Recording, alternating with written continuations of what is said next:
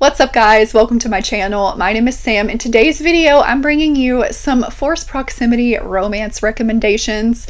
I have 6 books to share with you. I was only going to go with 5, but one of them, I feel like I'm cheating a little bit, so I went ahead and added another one in. This video is also a collab with my friend Cheyenne from That Tall Book Girl, so if you are not already subscribed to her, please go and do so. Watch her video, get recs from her. So I know Cheyenne and I will have at least one rec that is the same, and it's because Cheyenne rec'd it to me. So definitely, if you haven't read it, this is your sign to do so.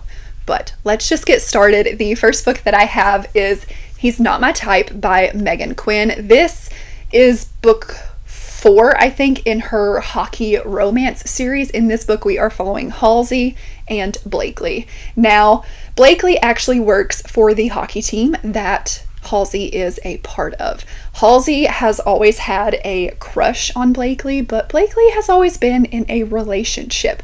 But at the beginning of this book, she is newly single, and she's also needing a place to stay.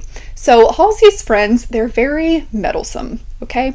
They take it upon themselves to offer her Halsey's spare room. So she moves in with him. She is kind of a little reluctant towards their relationship at first. She is like, I don't know that he's my type. I kind of just want to be friends, which I think is why I really liked this book so much, because their relationship felt super authentic, not forced in any way. This also has Meghan Quinn's signature humor in here, but also the end of this book made me cry. I was not expecting it. Halsey, you learn his story. Well, you first hear of his story in, I believe it's the first book. So Halsey was a twin and he lost his twin brother. So he is dealing with a lot of grief and a lot of kind of guilt towards what happened to his brother. And he's sort of been carrying that alone. And at the end of this book, his friends really step up for him and show him, we're here for you. Like, you don't have to do this all on your own. And it made me cry. And then the way Blakely stepped in for him too and just wanted to be there and care for him and love him, it got me. It really did. So yes, it is funny, laugh out loud moments, but also a more serious book from Meghan Quinn than I think I've read before. So definitely recommend this one. Roommates, forced proximity is always a good time. So the next book that I have to recommend to you guys is Forever Your Rogue by Erin Langston. This is a historical romance. It's also a fake engagement, but the fake engagement is the reason why there is forced proximity. So you could really use this for either trope. We are following Cora and Nate. Now, Cora, at the beginning of this book, her husband has passed, so she is now a widow and a single mom to 2 very young children. And it is those 2 very young children who she is afraid of losing to her husband's brother and wife. She really wants to be able to keep custody of her kids and raise them, and they are sort of holding this over Cora's head. So Cora calls in a favor from Nate. Now, Nate is sort of this notorious bad boy. He's known for really not taking things seriously, not being able to just keep responsibilities, and he's misunderstood. You learn that he is misunderstood, okay? So Cora calls in the favor. She's like, hey, I really need you to come and pretend that we are going to get married. So he goes and he stays. I forget exactly how long it is that he is staying with Cora and her family and her 2 children in this house. But the way that they come to get to know each other, the way that she realizes that there is more to Nate, and the way that Nate realizes, hey, maybe the life that I'm living isn't the one that I want to live. Maybe I do want to settle down. Maybe I do want to have a family. He becomes so protective over Cora and so protective over her 2 children.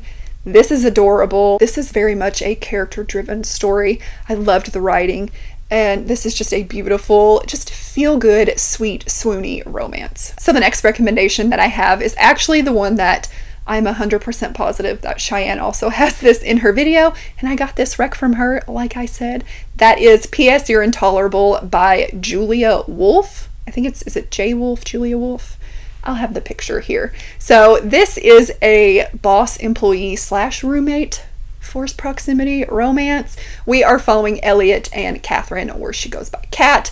In the beginning of this book, she has a boyfriend, but he's pretty much like, well, he's not her boyfriend. They're friends that were friends with benefits, but now she's pregnant.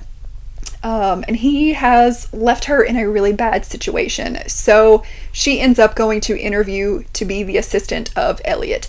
Elliot is so cold, so standoffish. He barely even speaks to her, barely even looks her way. So when Elliot does start to notice her and take interest in her, that kind of becomes his sole focus. He's very much I wouldn't say a one-track mind, but when he has his sights set on something, he is going to get it.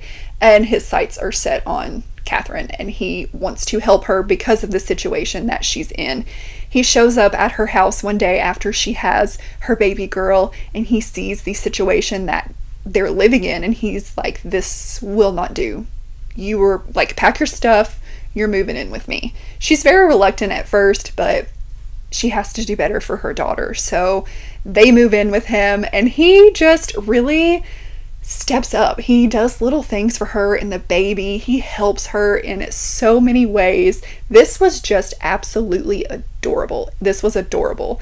And seeing Elliot go from, I don't even look your way, to you are my world, I loved that. So the next recommendation that I have, if you all are not new to my channel, you have heard me talk about this book. This was in my favorite books of 2023. I am just still obsessed with this book, and I want everyone to read it. This is Rush by Emma Scott. More people in general just need to read Emma Scott. Any Emma Scott book, please just pick it up and read it, okay? Please. Because this woman, she does not get nearly enough love. In this book, we are following Charlotte and Noah. The beginning of this book does start out pretty heavy with our hero, Noah. He's a bit of an adrenaline junkie, and beginning of this book, you see him getting into an accident that causes him to lose his sight. And I think it flashes, I don't know, maybe a year or 2 years into the future. And he has pretty much just locked himself up in his house. He doesn't want to do anything. He's not living life at all. Charlotte actually delivers food to his house one day, and I forget how exactly she comes about becoming pretty much his personal assistant. She stays with him, makes sure he has his medicine, and cleans and gives him food, things like that. So sort of a boss employee situation going on here. So Charlotte actually was accepted into Juilliard for her just skill and talent with the violin, but something that happened in her past has made her just not want to do that anymore. She doesn't find joy in it. She's dealing with a lot of grief of her own, and these two, the way that they find acceptance and joy for life again in each other is beautiful. That is one of my favorite things about Emma Scott. She has two broken characters, two very flawed characters who come together, and they accept each other broken and flawed. But then the way that they come together with their romance, the way that they love each other because of that, and the way that they fix each other, but it's not like, oh, I'm gonna set out to fix you. I love this so much. It made me cry. Again, if you are not new to my channel, you've heard me talk about this book, okay? I love it. I'm obsessed. Please read it. So the next recommendation that I have, I feel like I'm cheating a little bit because there's not a whole lot of forced proximity in here, but there is an only one bed scene, and I know how much people love those, so I'm gonna put it in here anyway. After the Storm by Laura Pavlov. This is in the Cottonwood Cove series. I don't know what book it is. Maybe book 5, I think. This is a single dad, second chance, small town romance. We are following Presley and Cage. Presley comes back into town because her dad is sick, and she runs into Cage, who they have not seen each other in years. He has a daughter. She's still trying to, come to terms with that and come to terms with how they ended things in Cage. He's like, I can't do this again. I have my daughter to think about. They end up going, I forget exactly where. They're going somewhere and they get stranded at a hotel. Hence the only one bed. There's only one bed and they have to cuddle because it's cold. I really liked this. I thought it was super cute. I love a small town single dad romance. They're just, they're good, okay? I ate this up. And the only one bed scene, I think is worth it. So, am I cheating a little bit? Yes, but this is my channel, so I'm gonna do what I want. Read this book though. It was really cute. So the last recommendation that I have is for my fantasy romance girlies. And I don't want to talk too much about this. Heavenly Bodies by Imani Erriu. This is a celestial fantasy romance. There's a lot going on in here. The characters in here though, oh my gosh, her character work is so good. You become so obsessed. So our heroine is on the run and she seeks refuge with our hero's father in his kingdom. But the father says, if you're going to be here, you're going to have to learn to train and learn your magic, use your abilities to help us in case whoever you're running from ever comes after you and decides to attack my kingdom. But I'm not going to train you. My son is going to train you. So there is delicious banter in here. It is so freaking good. This book had me giddy. I was kicking my feet the entire time while reading it. I was swooning because the hero in here, he is so good. He's so good. And it does end on a cliffhanger, but book 2 is already out. The only thing with these, there are no audiobooks. And this is, how many pages are you?